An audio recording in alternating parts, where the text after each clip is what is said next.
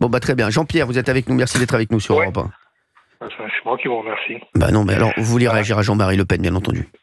Oui, mais juste avant de dire, on en rigole du Port-Moretti, mais on voit bien que là aussi, on marche sur la tête. Ah bah je suis d'accord. T'es ministre pendant 4 ans, je veux dire, tu laisses même pas, il n'y a même pas de latence. Tout de suite, allez, t'en bas, tu démarres sur un truc, tu redeviens comédien. Je veux dire, il n'y a plus de valeur, il n'y a plus de repères. Du coup, pour faire le parallèle, ça ne m'étonne pas toute la haine que l'on entend et que l'on lit là aujourd'hui sur le décès de Jean-Marie Le Pen. Oui. Moi, pour moi aujourd'hui, s'il y a une chose à dire, c'est que Jean-Marie Le Pen, voilà, il a marqué la vie politique française depuis plus de 60 ans, et on présente ses condoléances à la famille. Tout le reste, laissons passer quand même un peu le deuil. Quand je lis, oui, là j'ai lu Ruffin. Finalement, vous voyez, je pensais que Ruffin il était différent des autres, mais je crois que là toutes les réactions montrent qui est vraiment qui. Et son hommage, c'est de dire que les amis de Vichy, la torture en Algérie, le FN fondé par des AVN-SS, les Dufour crématoires et points de détail de l'histoire, un fasciste d'un autre temps s'en est allé, mais laisse derrière lui des héritiers très actifs. Il n'a pas compris que les héritiers, c'est ses potes, qui aujourd'hui honorent tribuns et serviteurs de la France. Jean-Marie Le Pen est mort, ses idées racistes restent à combattre. Moi, quand je lis ça, je me dis, mais elle est où il n'y a pas de dignité, il n'y a plus d'honneur. Il y a un tweet là que j'ai vu passer, que j'ai envie de vous lire. Je ne sais pas si vous savez qui a dit ça. Mort, même l'ennemi a droit au respect. Hashtag Jacques Chirac. Qui a mis ça? C'est Jean-Marie Le Pen. Jean-Marie Le Pen, lorsque Chirac, qui est loin d'être son pote, est décédé. Voilà. Après, on pourra.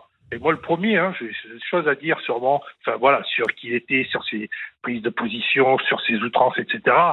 Mais quand quelqu'un est mort, je suis désolé d'être cru, mais le corps est encore chaud.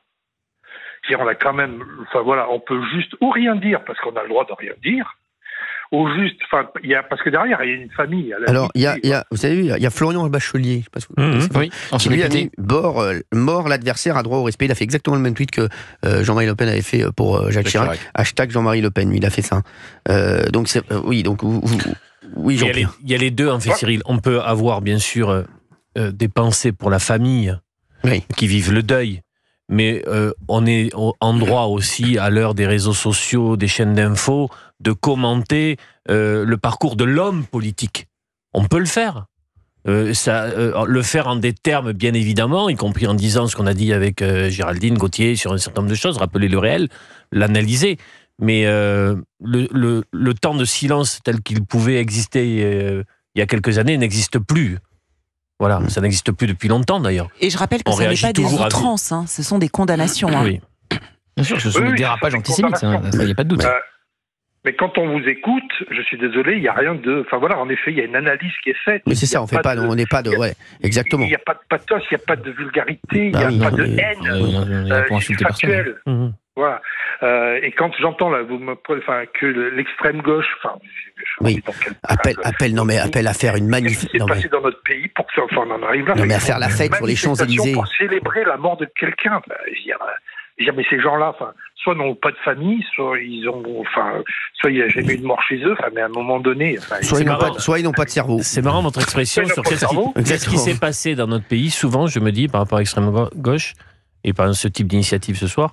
Il faudrait rembobiner. Qu'est-ce qui s'est passé pour savoir à quel moment c'est parti dans cette direction-là et avec qui.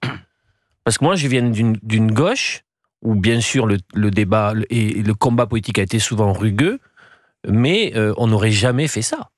On n'aurait jamais proposé ça. Je sais pas. À partir de quand c'est parti comme ça? Excuse-moi, à partir de quand c'est parti comme ça? À partir de quand? Parce que j'ai connu Mélenchon en 2012. J'étais son co-directeur de campagne. Oui. C'était absolument pas cette ambiance-là. Ah non, mais on peut parler de... Alors déjà, c'est pas Jean-Luc Mélenchon qui est à l'origine de ces manifestations, tout de même, c'est des militants d'extrême gauche, il faut quand même le dire. Il n'est pas responsable de tous les maux de l'extrême gauche, même s'il en est un bon... il l'alimente bien. Jean-Luc Mélenchon, aujourd'hui, avant la mort de Jean-Marie Le Pen, tout le monde était en train de parler de son virage à 180 degrés. Il est passé de l'éloge funèbre de Charles à la manifestation contre l'islamophobie, avec tout ce qui comptait de militants islamistes qui étaient aussi dans les rues de Paris. Donc le revirement de Jean-Luc Mélenchon, on peut l'expliquer d'une seule manière. Ce revirement est un revirement électoraliste, c'est tout. Il veut draguer une population, pensant qu'elle va répondre en plus, et à mon avis, et là le vrai racisme, c'est de penser qu'il va capter tout un électorat. À une religion. Exactement. Un vote ethno-religieux. Voilà, exactement, en ayant des propos toujours plus outranciers. Donc Jean-Luc Mélenchon, si tu veux, la dérive, elle est visible, et effectivement, il était sans doute pas dans une forme d'outrance comme il l'est aujourd'hui, mais maintenant il a complètement épousé la stratégie même de Jean-Marie Le Pen à l'époque. À partir d'un constat ou d'une analyse qu'ils ont pu faire, on ne récupérera pas le vote ouvrier. Exactement. Il s'en moque. Il s'en moque. Il l'a dit. En disant, on le récupérera non, mais il l'a dit, pas. exactement. 01 80 20 39 21, vous nous appelez sur Europe 1. Jean-Pierre, merci d'être avec nous. Merci d'avoir été avec nous. Et c'était extrêmement intéressant. Merci Jean-Pierre. Et je suis complètement d'accord. C'est complètement. Moi, j'ai adoré ce qu'a dit Jean-Pierre quand même sur Éric Dupond-Moretti, les mecs, quand même. Ça fait quoi? Ça fait combien de temps qu'il n'est plus ministre? 3 mois. Non, mais 3 mois, non, mais sans rigoler, les mecs, c'est quand même. Mais franchement, le niveau est extrêmement bas. Excusez-moi, je suis désolé. Je pense que ça, c'est partagé dans une majorité de la population. En 3 mois passés de la place Vendôme, du ministère de la Justice aux planches de théâtre et faire une sorte de one-man show, parce que c'est ça que c'est. Ouais, c'est un one-man show. J'ai tous les détails. Est-ce que vous avez votre carte bleue, Cyril? J'ai trouvé des places. Non, c'est vrai. Vous croyez vraiment que j'ai payé pour cette merde? Non, mais franchement, c'est pas le connaître à nous. Merci. Ils font un 3 fois sans frais. Mettez ça sur la radio, on y va pour aller voir ce qui se passe. En carré d'or. Oui. C'est combien en carré d'or? 72 € la place. 72 €. Mais je vais y aller. Ça dure 1h45. J'aurais pas cette balle. Je vais y aller. Merci. Non, mais je vais y aller, je vais vous raconter. Non, mais je vais y aller. Inquiétez pas, s'il faut payer 72 €, ça fait un peu trop, là. Ça me fait chier quand même. Merci Jean-Pierre d'avoir été avec nous. On peut aller au paradis, on peut aller au dernier étage. Merci Jean-Pierre d'avoir été avec nous sur Europe 1. Oui, il faut aller au haut. Il y a catégorie 3 ou catégorie 4, c'est moins cher, c'est 19 €, mais il y a marqué visibilité réduite ou sans visibilité. En fait, vous n'avez que la voix. Et il y a un tarif enfant. C'est vrai, pour Fabien Leclerc, il n'y a pas un tarif enfant. Ça réduit. C'est drôle. On a le petit avec nous. Non, mais il faut qu'on prenne. Non, on va prendre des places. C'est quoi, carré d'or, 72 balles? Oui, c'est le plus cher. C'est correct en carré d'or. Loge carré d'or, ouais. Ah ouais, c'est correct. Sinon, il y a catégorie 1, c'est 60 €. Ah ouais. Et il fait quoi, 1h15 sur scène? 1h45. À 1h45. C'est long. C'est assez long, putain. Il faut raconter 4 ans. 1h45. J'ai dit oui. Quoi, vous l'avez fait? J'ai dit oui. Le nom de son spectacle. J'ai dit oui. Ah, je croyais. Je croyais que vous avez dit oui.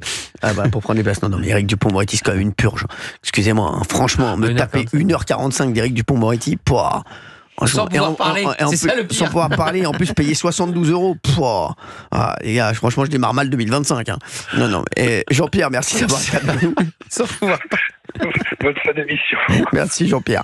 Ah non, je ne mets pas 72 € là-dedans. Vous n'êtes pas prêt encore? Je suis désolé, je ne suis pas prêt pour mettre 72 €. On risque d'être accueilli froidement en plus. Ah bah là, plus que froidement là. Là, s'il nous voit, s'il vous voit surtout, il nous exfiltre? Non, mais il fait un il happening. peut pas. Ah bah non, je suis même pas sûr qu'il fasse un happening. Non, je ne sais pas que non. Il le joue. Il le joue. Pour ça, il faut y aller. Franchement, c'est quand même un ancien avocat qui était capable de...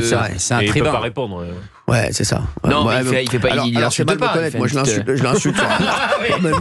C'est ça le problème. Je peux te dire. C'est pas Éric Dupond-Moretti le plus dangereux dans ces cas-là. Bonne soirée, certainement. Exactement. Allez, on se retrouve dans un instant. Le public serait ravi. Ça prenne le...